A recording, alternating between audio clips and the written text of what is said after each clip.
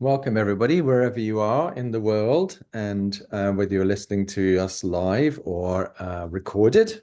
It's really lovely to have you on board. And this is a kind of review, a little bit about what we've done this last year, because as you probably might have noticed, we've changed our direction a little bit, and also just to get your feedback um, and let you know what we've got planned for the coming year as well.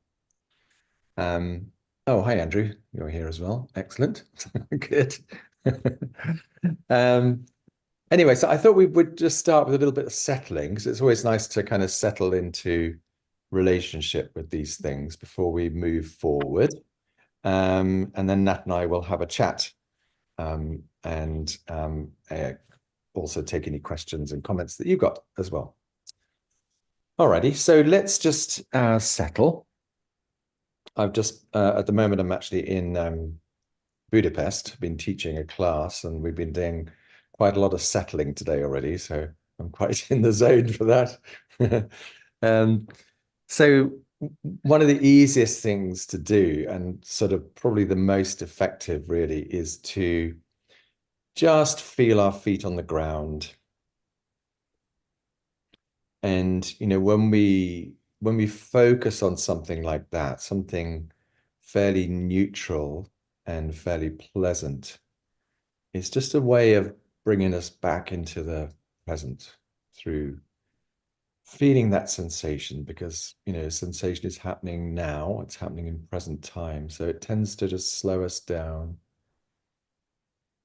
hopefully stops us thinking too much about the future or the past and just brings us into the present. So if you just focus on any sensation, but the feet on the ground is quite a nice one.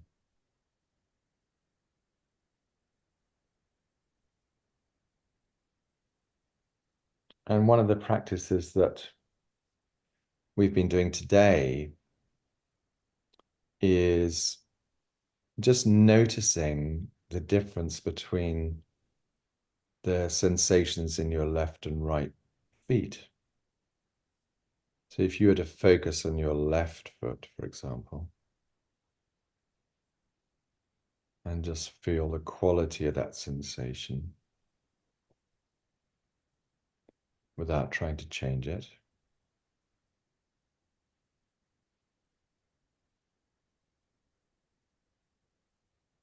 And then go to your right foot. And again, just feeling the quality of that sensation.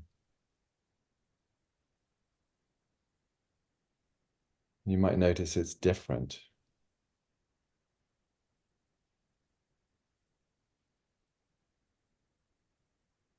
And then what happens when you bring your attention to both at the same time is quite interesting.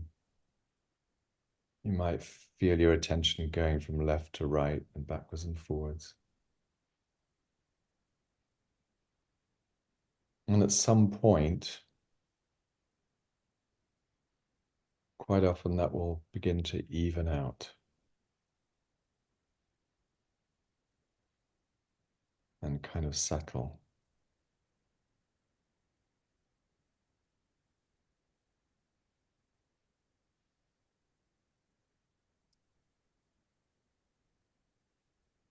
So you could do the same thing with, if you're sitting, you could do the same thing with your sit bones and just feel the left first.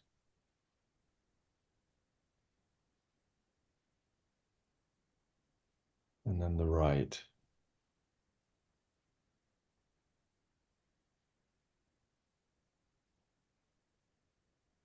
And again, just notice the difference and notice what happens when you pay attention to both.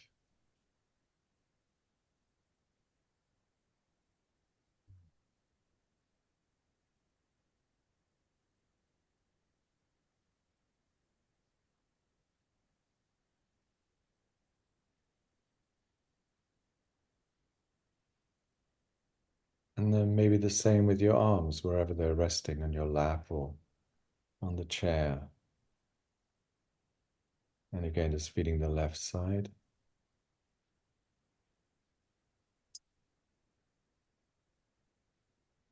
And then the right.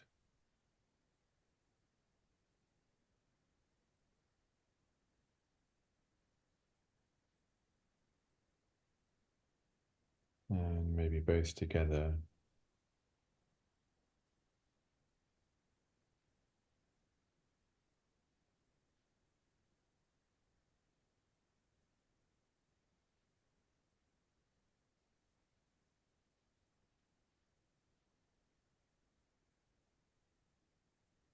And just maybe feeling the back resting against the back of your chair.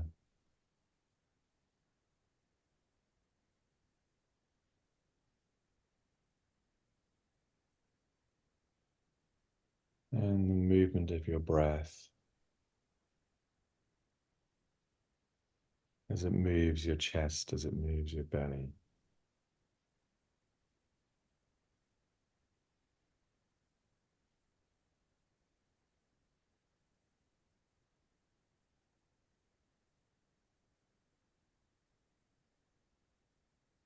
And the quality of the muscles in your shoulders and your neck, in your face, particularly around your eyes and your mouth.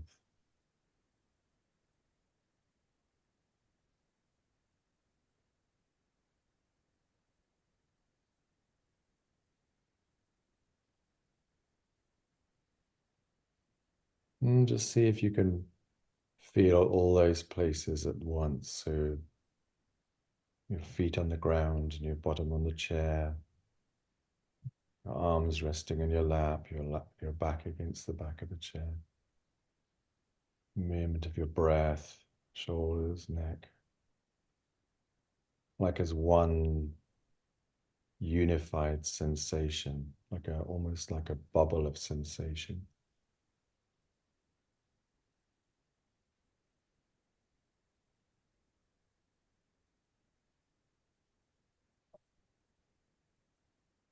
And right in the middle of that bubble is your heart.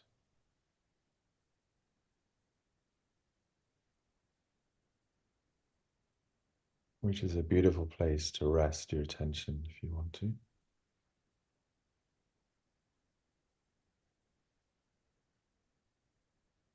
And just feeling the quality of that heart field as it extends out from your body and fills the space.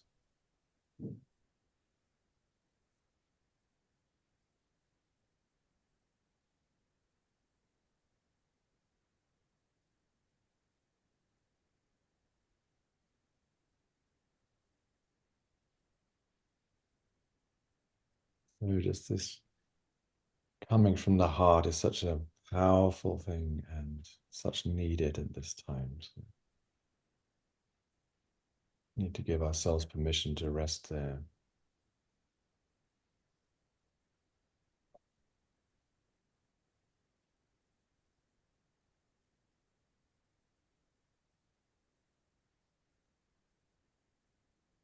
Good. So we'll just maybe take a breath and have a little bit of a stretch and look around and just see where we are. I'm in Budapest, and that is in Norfolk. Andrew is also in Norfolk. Yeah, welcome everybody. John, that was just lovely. Good. Thank you so much. I think I feel in a very reflective mood now. Yeah, good. Yeah. Okay, thank you. Thank you Yes. everyone for joining us today. So Nat, how is it? Because I know you've been working with us in eHealth for about a year or so now, haven't you? Or about a year, isn't it? Yeah. Just wondering how have you found this last year of Well, your it's with it? been well, thank you first of all for inviting me because it's never something that I've kind of thought I would do. Uh-huh. And so, I thought about it a bit and rose to the challenge, really. And I thought I couldn't do it. And actually, I can. And so I've just met some lovely, lovely people and had the most sort of home, what are they just, yeah, sort of homely, engaging conversations. So Yeah. I felt very comfortable and welcome. So thank you, John. And I hope everyone is enjoying what we're doing, and the guests that are coming in. And a Yeah. big thank you to all of our speakers who've been in this year and given us their time. It's just been so welcome. Yeah. And as if we are trying to support practitioners, we're also trying to kind of support ourselves as well. So not just the practitioner side of ourselves, it's just life in general. Yeah. Um, and I think, some of the subjects are really broad enough to really cover the everyday too. Yeah, absolutely. No, I So, mean, I think it's important for us to do things we enjoy, isn't it? I mean, when we started eHealth actually nearly 10 years ago now. And it started off really focusing with burn practitioners because I was asked to do some lecturing in Australia, and they said, well, why don't you do a webinar? And I didn't know what it was at that time. But since then, it's been really about wanting to have on board people that I wanted to listen to and that I was inspired by. So that's kind of like what we've done. And I realized that could be seen as a bit selfish, but I think, unless you're enjoying yourself, there's no point in doing it. So and also I would say that I've got a very wide interest in terms of health and what affects us as health. So that's why we don't just focus on manual therapy. We do a lot of other things, and I'm particularly interested in the sort of psychological side and the emotional side and the spiritual side and connection with nature. And I know that that's something you've brought as well, and it's something you're passionate about, isn't it? yeah, yeah, definitely. I think I'm kind of I'm really interested in how we can talk about spirit in relation to health. Yeah. And I wonder in some ways whether that might be a kind of key missing point in our society these Mhm. days. Where's our longing coming from and our meaning and our belonging, Mm. um, so that we can somehow swim about in the unknown Mm. safely, and so that the mystery can appear. Because I often, when I'm working with clients, you something else is in the room, and Yeah. it's not an imaginary thing. It's something that well, obviously this invisible presence, and can I develop my practice more to be able to let that be in the room and let it do its thing, whatever that is. Uh, Mm. and so when we talk to Charles Ridley and Andrew Cook and other practitioners, there's something around what they're saying in their practices and what their information they're bringing. Yeah. Um, yeah. Uh, Absolutely. I mean, that's kind of why I got into the bodywork anyway in the first place, was through meditation and feeling the power of that intense connection with, I would say, with spirit and my body, and how that was so good, that kind of saved me really in terms of like, my health and psychologically and emotionally.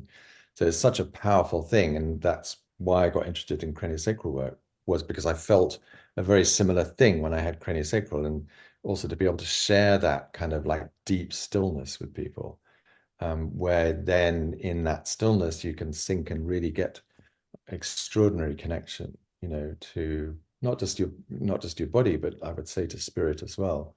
And actually, I was talking about that today on the course, and I think it can get that aspect of body work can get lost, with people, when we focus too much on fixing problems and for people, and uh, is explaining about how like a lot of the origins of osteopathy, and certainly cranial osteopathy, have huge connections with spiritual practices. I mean, originally from Dr. Still, through kind of the Old Testament, because he came from a tradition of preachers, he was a very spiritual man. He considered himself actually to be a bit of a medium, really. And a lot of these other people who followed him, Sutherland, and Ronan Becker and people like that. Ronan Becker done quite a lot of research on his life, but he had he used to hang out in ashrams and was very interested in sort of mysticism and so, as was Ida Rolf. And so that kind of side of things is often not acknowledged and not talked about. But for those guys and women, that was like their fundamental thing was how do we get back more into connection through connecting with our bodies and through connecting with spirit. So, I think we're on the right lines pursuing that, to be honest. Yeah, Do I you want to think say anything, Andrew? Are you about any of that? Um, oh, crikey. Sorry, you don't have Not to. thinking particularly well at the moment. I've taken a week off. But okay, let's see. Um,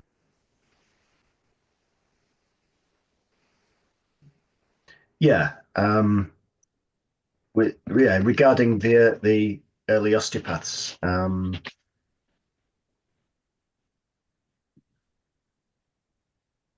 yeah, they clearly had a really strong Christian spirituality, um, Mm.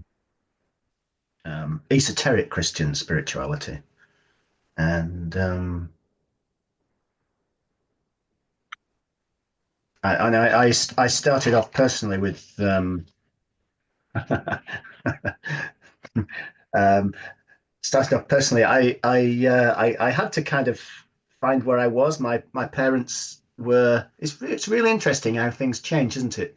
My both my grandfathers were kind of lay preachers, and then my parents must have had that stuffed into them so much they kind of decided to go the other way.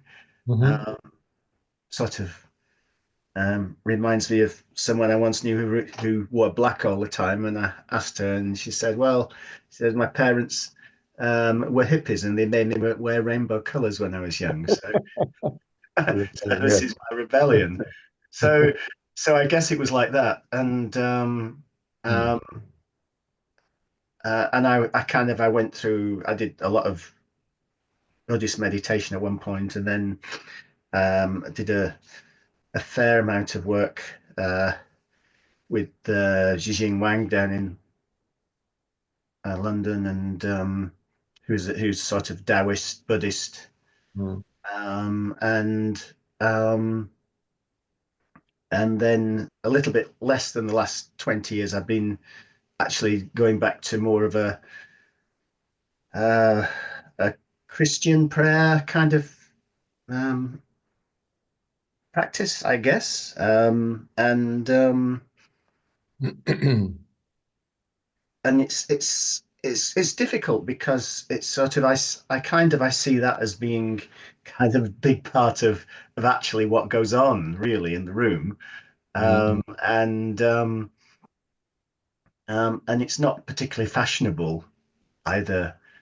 You've got to be very careful with patients. It's all a bit sort of a bit dodgy, and it's not even particularly fashionable in cranial circles, really. Um, and Do you mean are you talking about Christianity in particular or spirituality in general, or what do you mean, Andrew? Christianity in particular, yeah. Right, okay. Uh, Yeah. um, but, um, so yeah, so I feel it's yes, it's kind of central to it, and I mean this is why I did this thing on health, Yeah. because that's actually that's the base, that's the root of that, Mhm. and um, and once I started to look into the thing myself, I feel you know I don't think I've actually, when I've been writing, I don't think I've written much of it myself. Mhm. It's Mhm. sort of been given to me, Mhm. and it's um,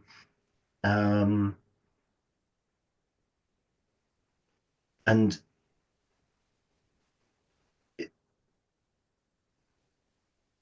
yeah, I think it's something that actually needs to be brought out.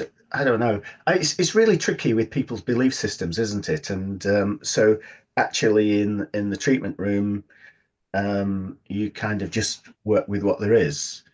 But I definitely find, some people come in with a belief, with a general belief system and a way of seeing, or an openness which allows them to engage with themselves more easily and engage with what's there more easily, and it all works really easily.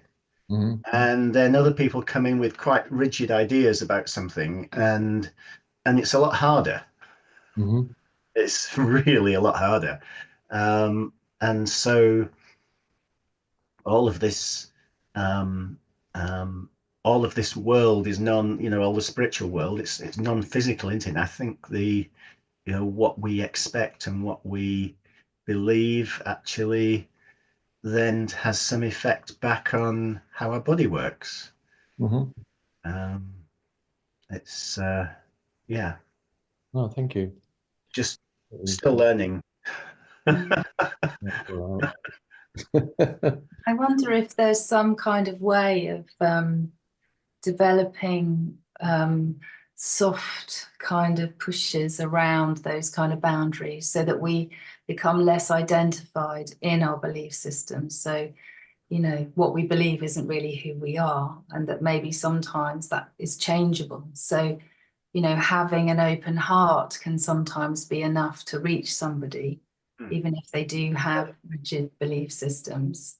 Mm. So there's the softening of approach and compassion, and being able to listen in a non-judgmental way, to be able to, I don't know how you feel about using those kind of tools for, just softening the edges somehow, of expectation. What does the client expect when they come through the door? Or, as a practitioner, what are you expecting to achieve?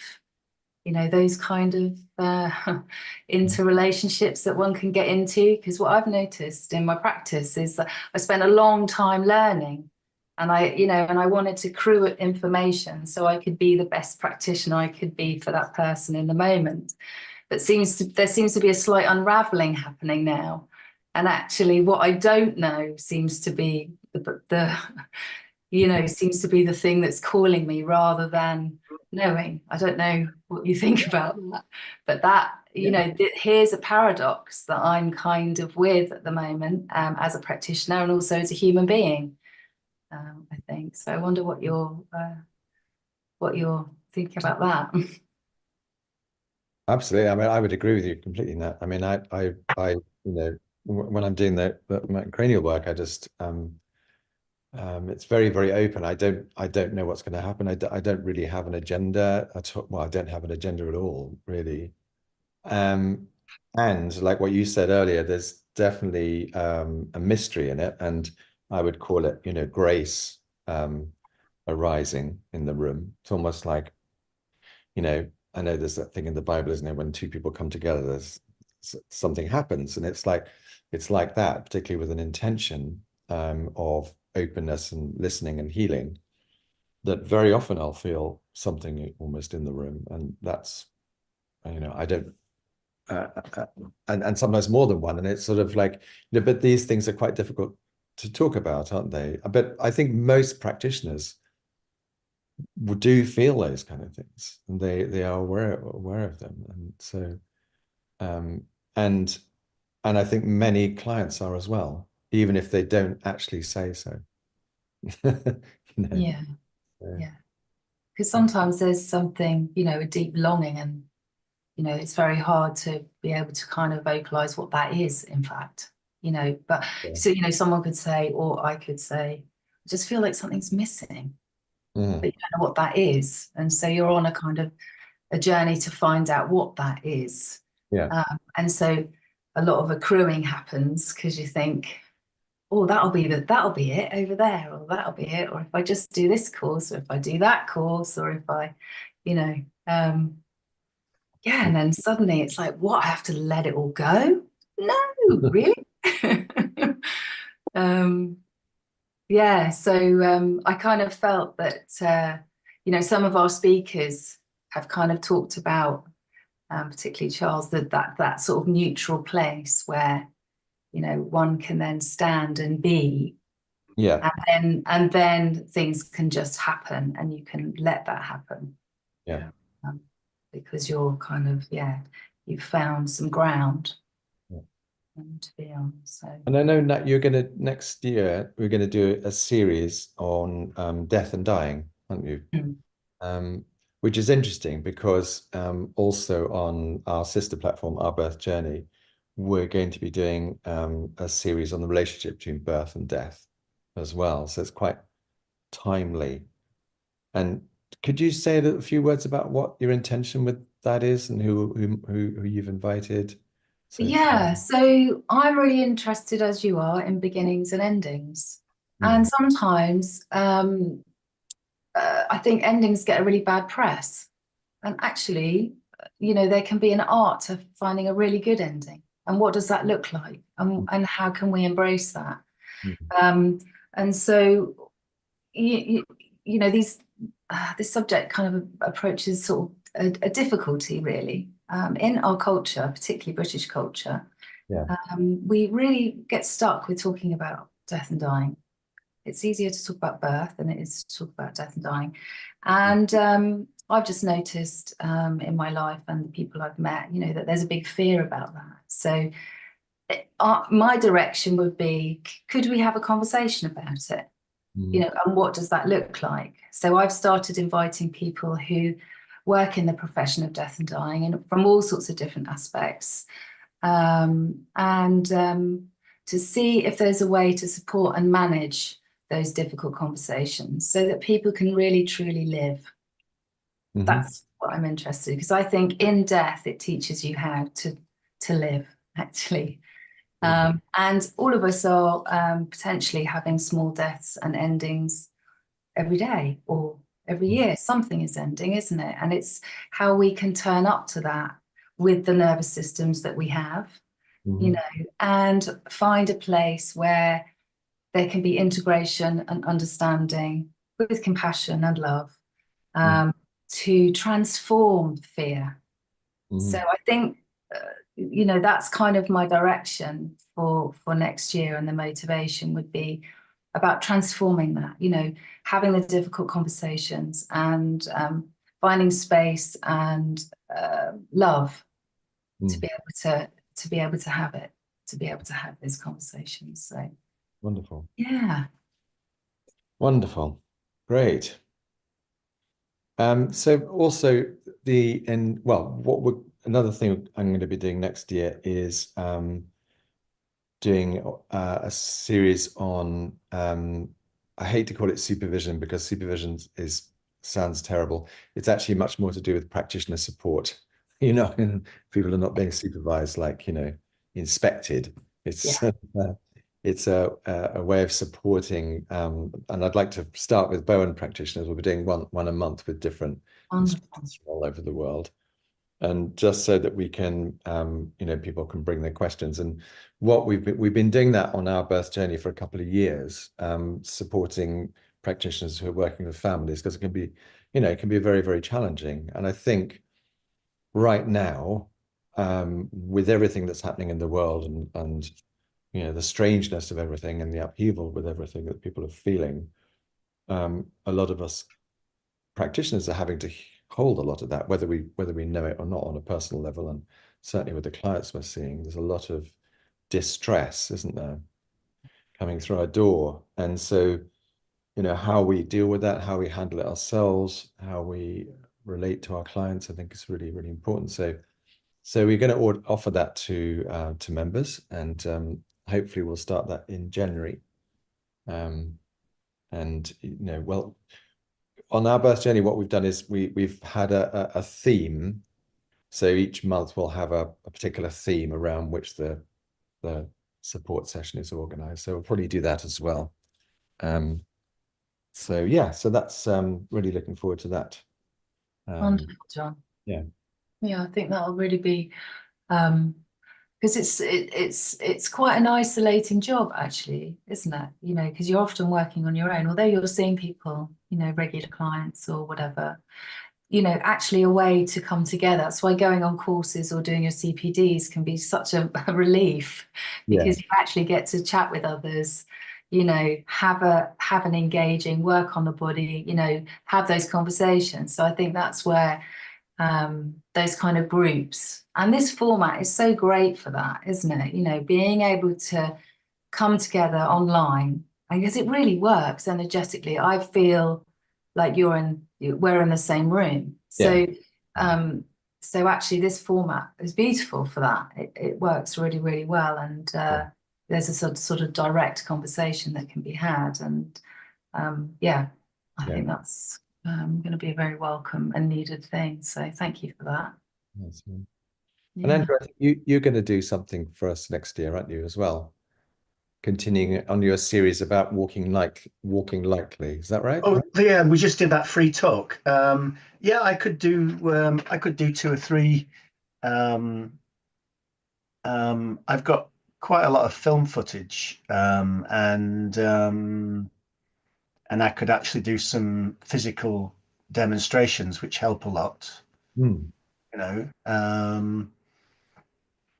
And do you think have you got any idea, you know, in terms of topics that you think are important for us to cover um next year? as for practitioners. Yes, yes. Crikey. So I don't want to put you on the spot. If anything, I don't know what you've covered already, so well, it's I, I've become quite sort of narrowly focused over the last 5 or 6 or more years, and 10 years. So I so I don't know. I've kind of got my own little thing that I well, you know, there's a few bits on the side as well, but there's so um, you know, the health thing that I'm presenting is actually I mean, that's close to being a book now, and whether it'll come out as a book or whatever, oh, wonderful. not far off. Mm. Um, um, um, but um, um, but the format of that is like there's some theory which is which is actually quite a big reframe of the way things are normally considered, and then there's a set of practical exercises which is basically the stuff I've put together because I found it works. Yeah. Now, neither of those are what you're asking for, really, are you? Because um, you've got a rather bigger question than that. Um, Well, I suppose my question is, you know, in terms of like what's happening in the world, yes. how can we support people Oh, crikey. who Well, are supporting other how people? do you live with an impossible uncertainty when we've been brought up to believe that everything is predictable? And I mean, if you look at like people from the sort of if you go back a couple of centuries, you know, and I think people had much fuller lives because they were brought up before all the modern medications and whatever. So they could see people dying all around them. You know, families would, you know, babies would die, siblings would die, and it was a part of life. And so I think there was this acceptance. Well, I could go anytime, and it gives a different perspective. Now it's like everything else. If you've been raised with a particular worldview, it's extremely difficult to drop that worldview and shift to a different one. So we've been raised with this worldview of everything is stable and secure, and so actually giving that up is not easy. Hmm. Not just trivially giving it, you know, or sort of, you know, in just I say, oh yeah, I don't believe in that anymore. Yeah, it's all insecure, but you know, actually really getting in the middle is not easy at all. And you know, you have to start from a totally different place. And and then the question is, well, what are the foundations? You know, what are my foundations? Because you know, everything living has some sort of foundation, uh, and it's just that we've not framed them in a way that's recognizable to a hedgehog or a Native American Indian or an Aborigine, you know. So um, yeah, I don't know if you come have you come across Natureza Gabriel Cram? Yes, yes, Yeah. Okay, yeah. So he's got some interesting stuff going on, and he's got some interesting people engaged with it as well. yes. You know, and a lot of those are Native Americans, not all of them, but quite a few, as far Yeah, as I can gather. Yeah, yeah. and um,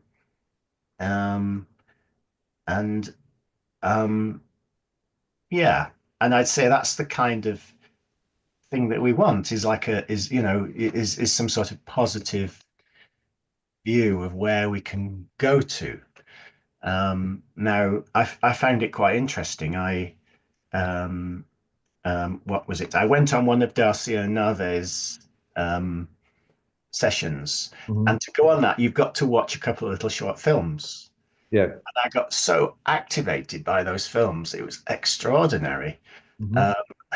Um, because I don't know. Well, why did I get activated? And it was just, and and I found that really interesting because although I could go with the principle, this is what I'm saying. For it to go really deep is not a small thing, because Mhm. whilst my head was going, yes, this is great. Mhm. When Dathia starts to kind of go through all of it in detail, like blow by blow, and at some point, like all the fuses went, and so um, so yeah, it's I don't know. I'm still really finding that skirting my way around that. I've kind of got it in my prayer practice, Mhm. um, but I suppose what you touched on earlier is what a lot of people are feeling in the public about uncertainty. Is probably the kind of key thing, isn't it? That people are feeling insecure, yeah, and that was perhaps always an illusion in a kind of sense, yes, isn't it? Um, totally. It's for maybe well, it's an illusion there's been since the 1950s or something like that, but it actually hasn't been, but it has. mm, I mean, it's really strange. We went through a world war, and then we went through a depression, and I went through another world war, and then there was the Cold War, and then so it's not actually really been that stable, but sort of somehow there's this been accumulated view that oh yeah, this is just all going to carry on as we know it, um, more or less. but you Um, think that's part of our human psyche to kind of believe that, um, in the sense that we liked, there's something about having to feel secure, isn't there? That we need to feel safe, we need to feel secure in order to function.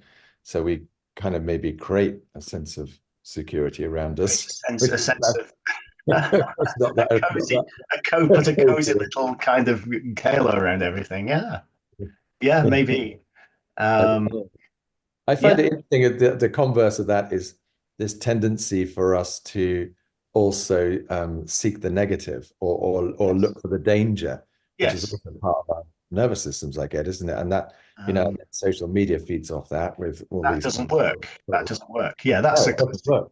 It doesn't work. that's a classic. There was now what was he called? Eli Sommer. There was a guy, trauma psychologist from Israel. I saw Yeah. Eli Sommer, and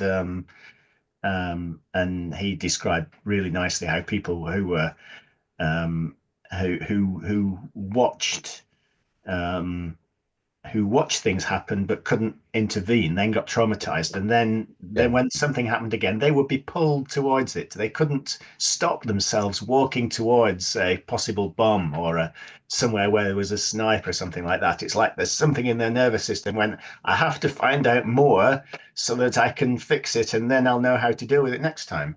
It's Yeah. this really sort of strong fear and fascination drive. Yeah. Um, but that's that really doesn't work very well. No, absolutely does not. It doesn't. No. Mm. Except it's good to notice it so you can go and then change direction. Yeah, Yes. Yes. Yes. yeah. Good. Nat, were there any highlights from this year that you'd like to talk about in terms of like people maybe revisiting? Because all our podcasts and things are recorded and people can look at them, can't they, anytime? So any things that really stood out for you? Now, there were a few for me. Well, I mean, what stood out for me was just everyone's generosity. Oh, You yes. know, so actually, asking people to come on and for them to devote their time and to see that this could potentially be a community kind of minded program Yeah.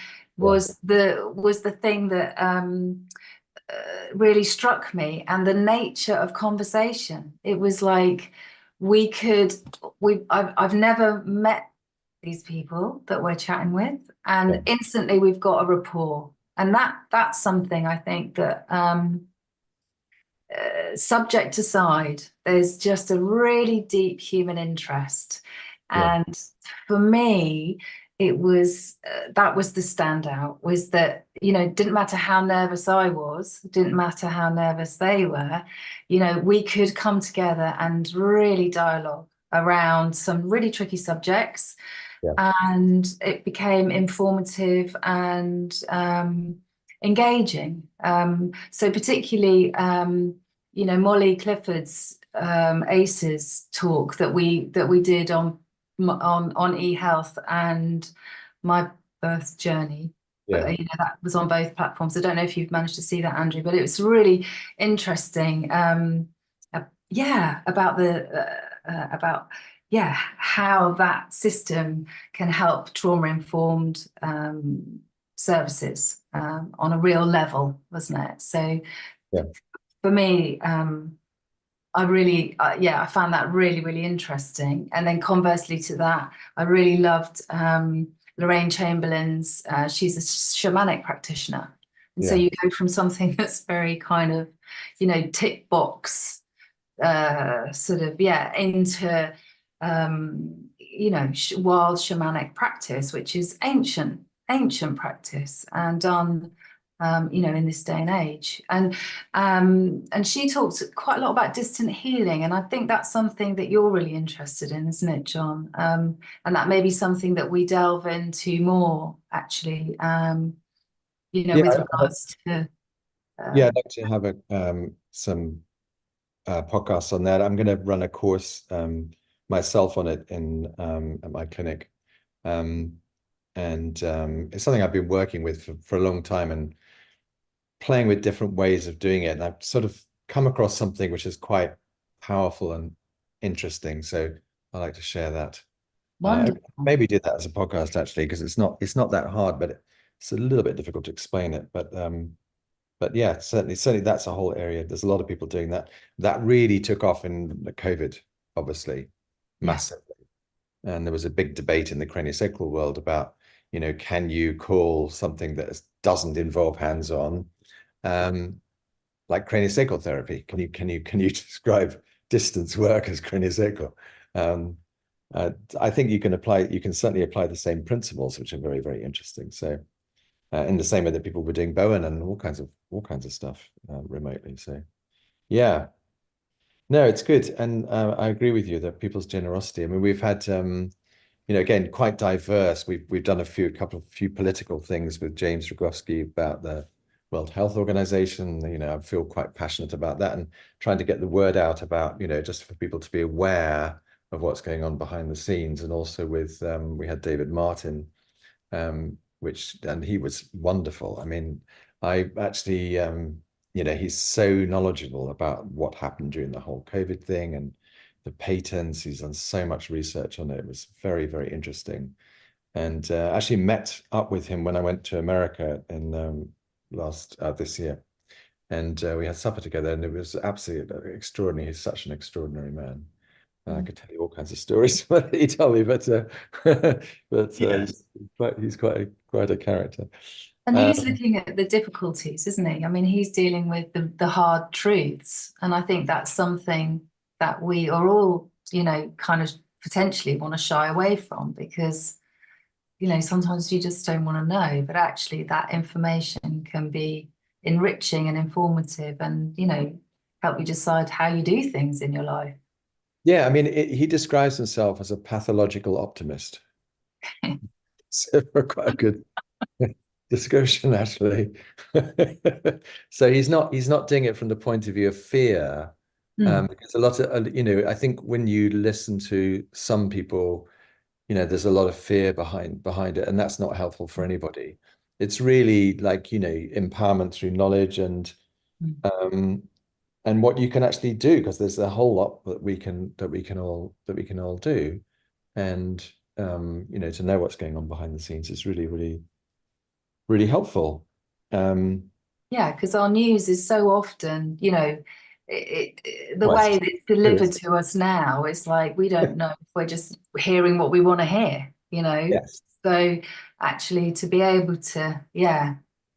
Yeah, and we're in a very strange situation now. I think a lot of people, again, it comes back to what we were talking about with Andrew, like, people don't know what is true anymore. So everything that's like the rug's been pulled, because you can watch a video on YouTube and you have no idea if the person's talking actually ever said that, because it might be AI generated. I mean, I decided to have some portraits done of myself through AI. And basically what you do is you send in these like 6 pretty rubbish kind of headshots, and it created these amazing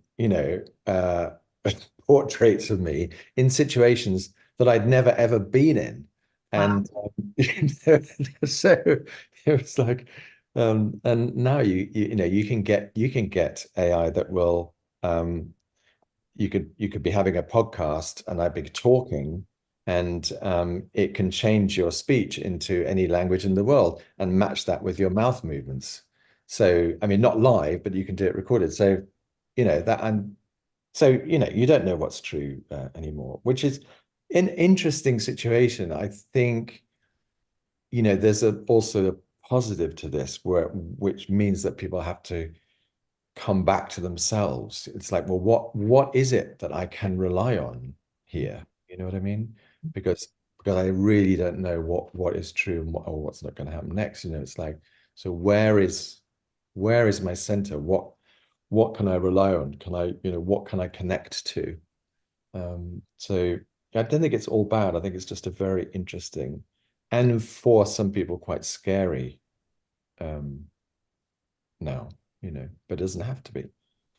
It's also a lot of opportunities. Yeah, and I really liked our conversations with Charles Ridley. I'd love to do some more with him, and that was very special. And of course Andrew's contribution as well. So yeah, so next year, I know you've invited some people. I've invited some people. Again, I think the 9th of January, we've just scheduled Stephanie Seneff to come and talk. And again, she is incredibly knowledgeable about glyphosate and what it does to our health and what we can do to avoid it. Basically, glyphosate is the basis of Roundup. So anyway, she's going to be talking about that. She's a controversial character, but very extremely well researched. That's great. We've got a little comment from Hilary. Yeah. One of the things I'm interested in is how distance healing works. Oshman's up-to-date research would be interesting, especially related to frequency treatments. Mm-hmm. Yeah, I mean, So we've take had that James on. Oshman on in the past. I've Okay. met him quite a few times, and he's a really lovely man. Um, I'm sure he would be happy to come on again if he's able to. So yeah, absolutely. Hey, Hilary, thank you for that. Don't think we'll ever get a true answer to that, though. No, and that's why, individualism is unique, isn't it? So I know that for me, I can be lying on my floor in Norfolk and be having my practitioner in Devon, and I'm having a treatment. Mhm. How that's explained, words don't help me in that situation, but I know I feel something, Yeah. and I know that changes occur. So, Mhm. um, yeah, my vocabulary doesn't reach that far to be able to explain it. Mm. Yeah, so it'd be great to explore it, wouldn't it? In conversation, for sure. And I think it's something, that we could really, I mean, imagine the help that could happen, for people who are in war-torn countries. I mean, I tend to light a candle every day, but if we were doing distance healings just for people that we don't know, Mhm. in the same way that, the nuns in the monastery and the monks in the monastery are praying for everyone every day. Mhm. There's something around how that collectivism has impact. Mhm. We can't measure that, but it's something, isn't it? Prayer can be incredibly powerful, however that comes. Yeah. So, even in our practice, we're somehow making a prayer, aren't we? Where it's for the best for somebody. The Absolutely. intention is for the highest good, isn't it? So if we are leaning into that, Yeah. then there's possibility for all sorts of good things to Yeah. come. Wonderful. Yeah, Beautiful. I think. Yes, and if other people who are listening to the recording have any ideas or suggestions, just email them in to us. So it's just info@ehealthlearning.tv, and we'll certainly take them on board because we really would like to hear back from you, about what you want to see. Otherwise, we don't know.